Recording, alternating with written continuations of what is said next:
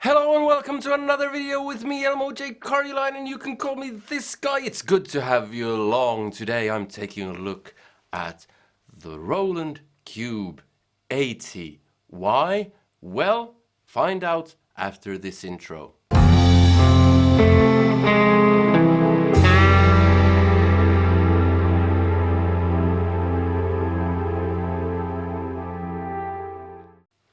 Okay, today I'm taking a look at this, the Roland Cube 80. It's an old amp and you can still get it second-hand and it's fairly affordable. So I thought I'd take a look at it. And also because I had a request ages ago, well actually a few, to review this amp.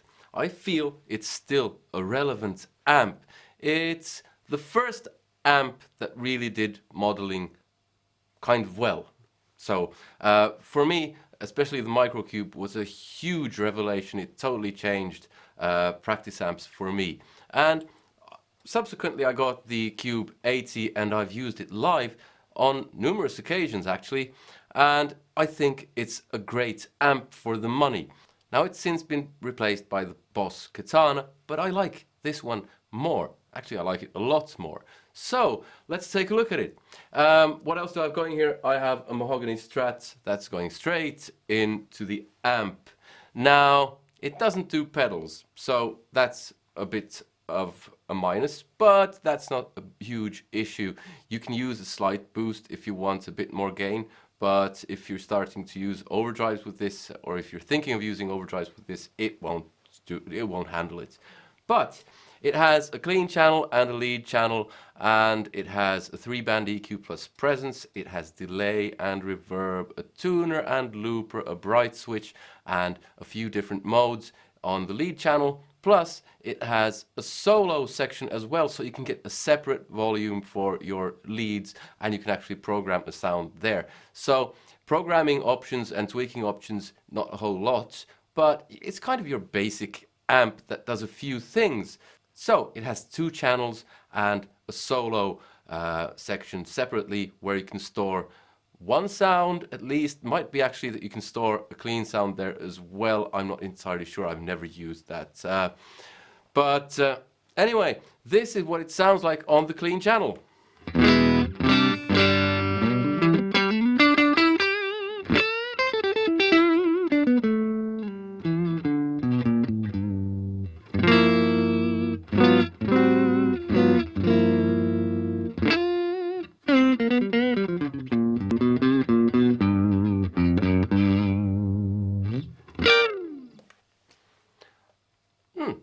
Clean sounds on modeling amps have often been quite good. I've found that those are the easiest ones to model.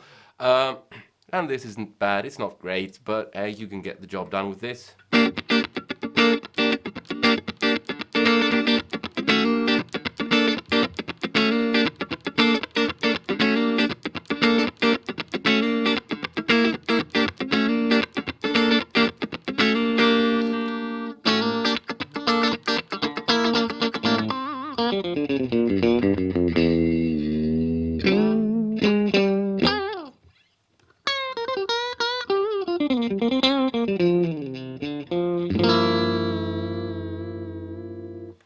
Yeah, so that's the clean channel. Let's go over to the lead channel. On the lead channel, it has an acoustic simulation which isn't great. This is what it sounds like.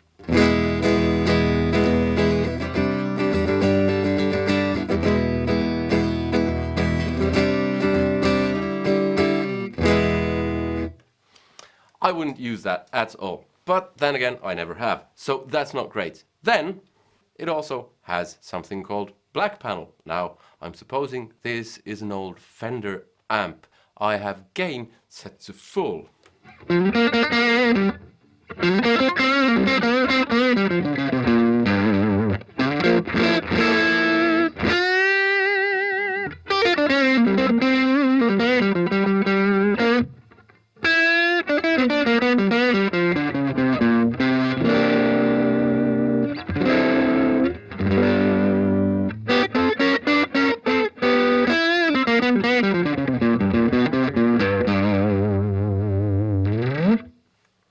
Sounds quite nice.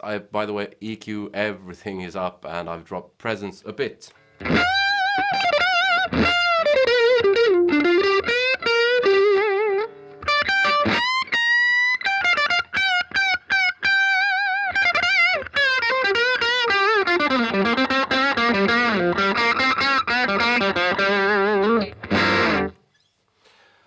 Yeah, next one. DLX combo.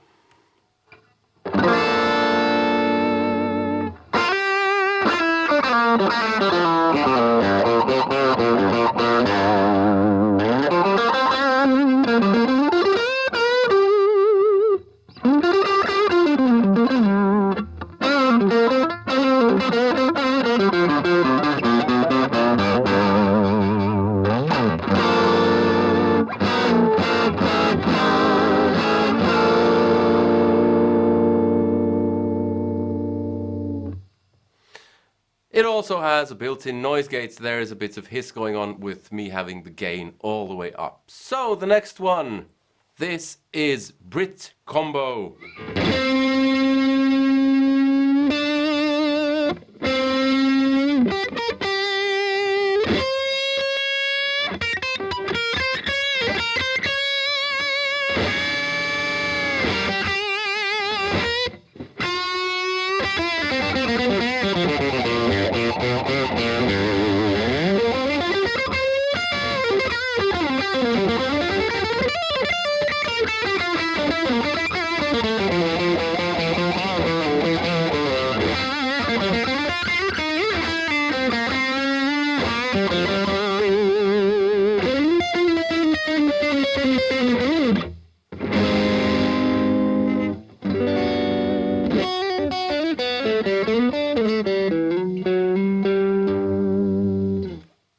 So that's Brit combo.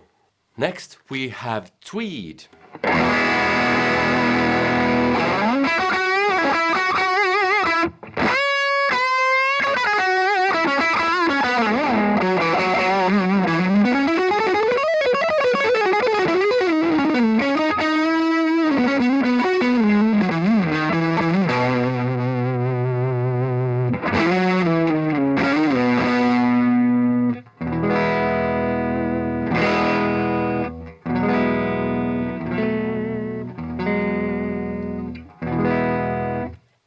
I'll drop gain halfway, so now it sounds like this.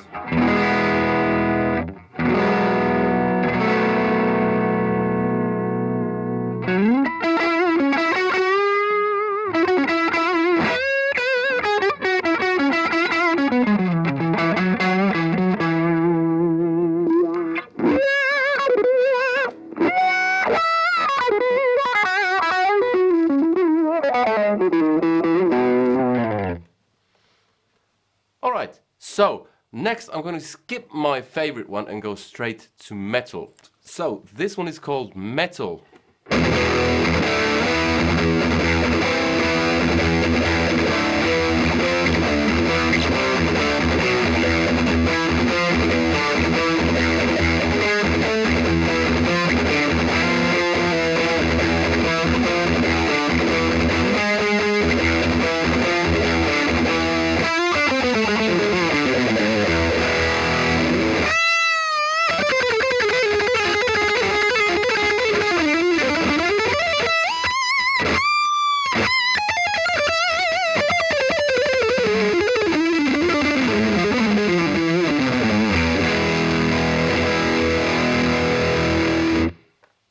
Personally, I think it's not half bad, and again, it's not great, but it gets the job done. Now, next up is rectifier, and I've always hated this one, but I'm just gonna show you what it sounds like.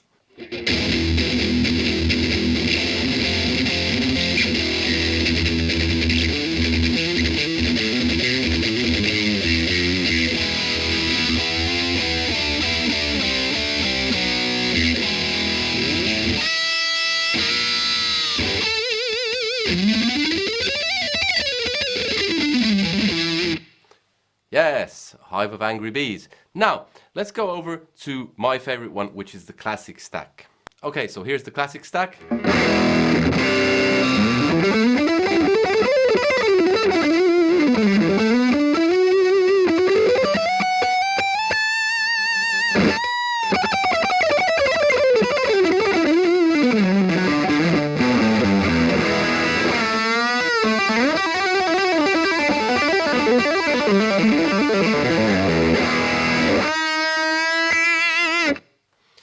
Okay, so classic stack it's kind of modeling something like this, the Marshall Plexi type stuff, and it's not an accurate representation by any means, but I still think it sounds very good considering when it was made and what it's priced at. So it doesn't sound like a Plexi, come on, it doesn't. But there's something in the sound which was basically the first time a modeling amp kind of made me want to play more. And this does. It doesn't sound like a Plexi, it's not as good, but it has something of that character that makes me want to play more. So, I mean, this isn't exactly Yngwie Malmsteen.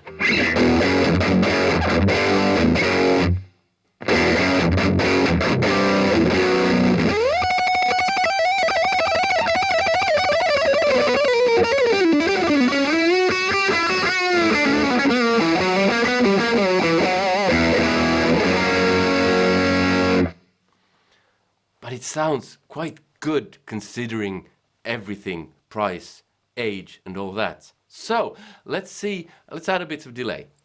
It has two types of delay, warm and clear, so I'm assuming that's kind of analog and digital. And this is the warm one. It has a tap tempo function which is handy. So this is what it sounds like with delay.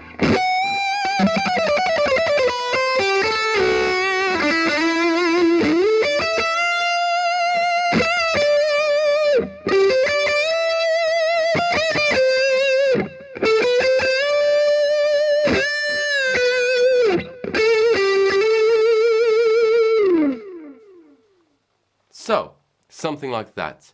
Now, it also has reverb, and that's a usable reverb. It's nothing brilliant. It has a looper, it has modulation effects like chorus.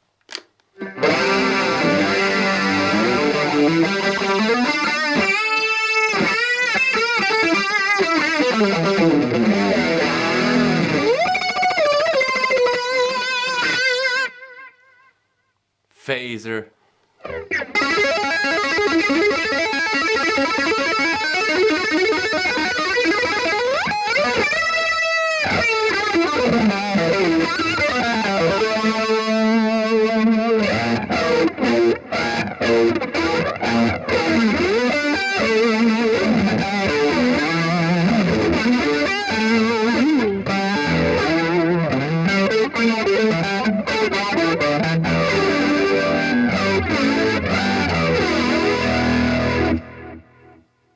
Yeah, so those are kind of basically the features, tremolo and flanger as well, and everything sounds kind of not great, but very good considering the price, except for the acoustic simulation and the rectifier. The great thing about this amp, which really sets it apart from something like the Katana 50 or the Marshall Code 50, is that it has an external speaker out. So I'm now going to connect it to this cab and let's see what it sounds like then, because the speaker in this is probably quite bad. And I've heard from people that they've actually swapped the speaker and it sounds better. Okay, so here it is with the Marshall hand-wired cab with greenback Celestians.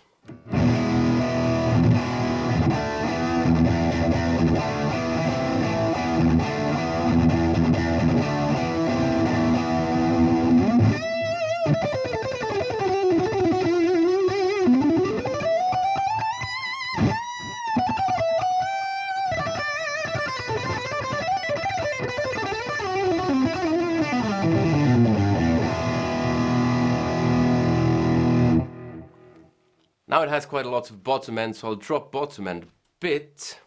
So now it's sounding like this.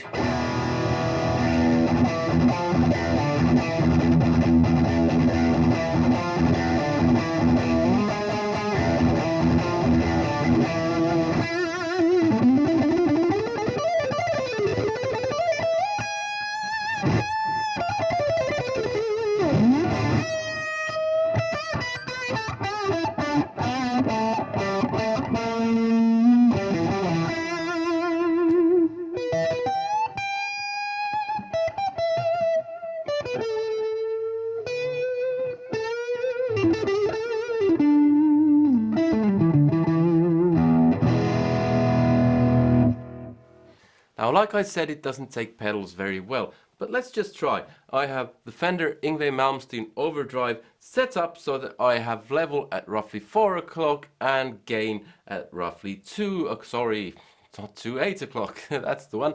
And it sounds like this. That's without the pedal.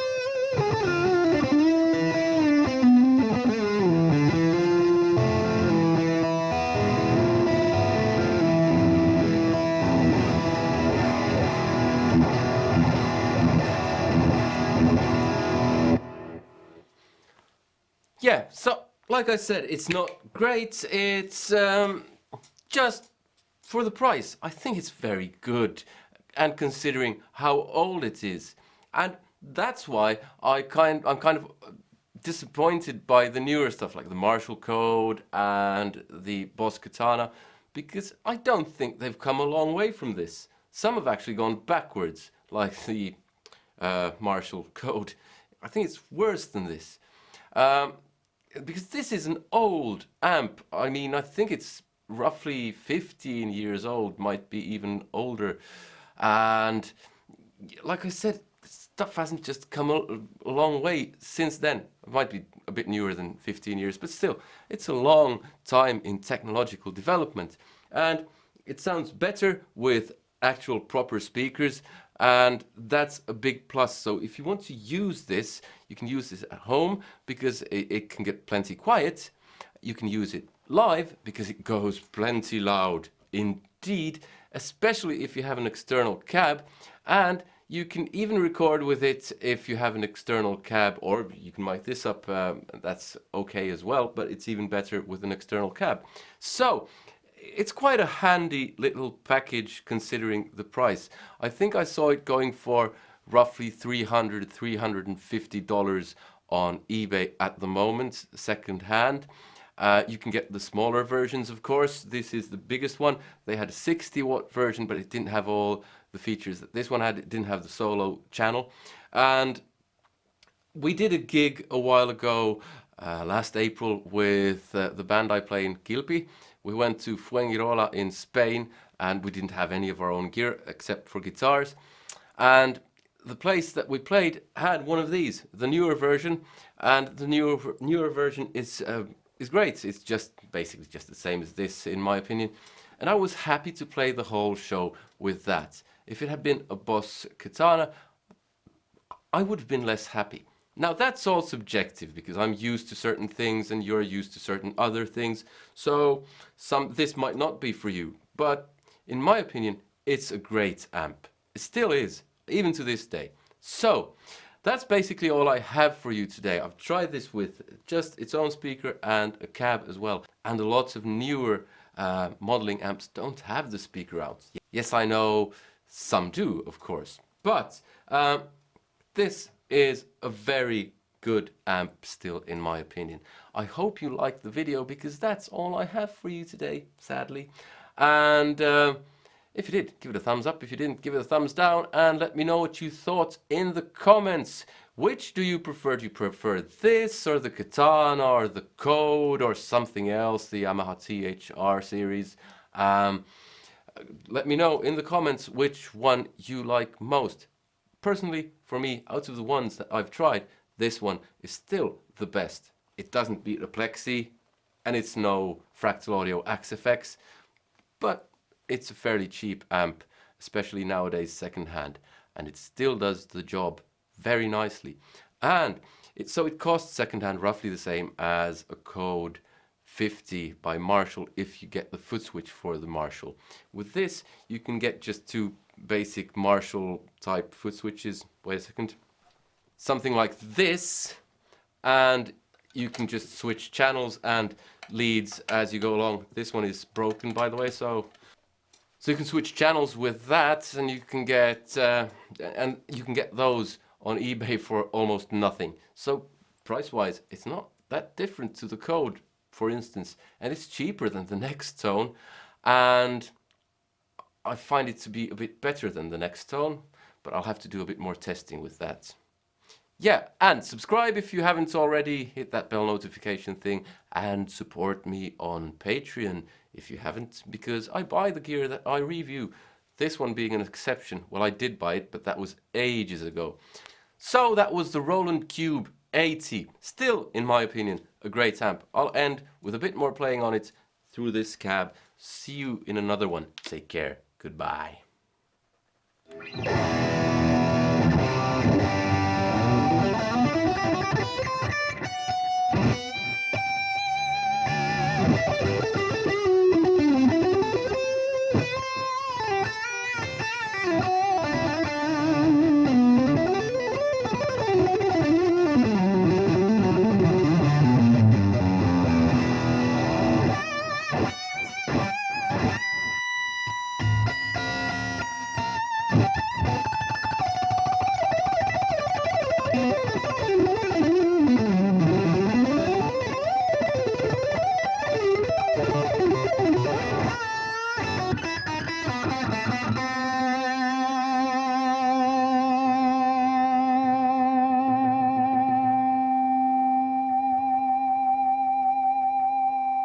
Yeah.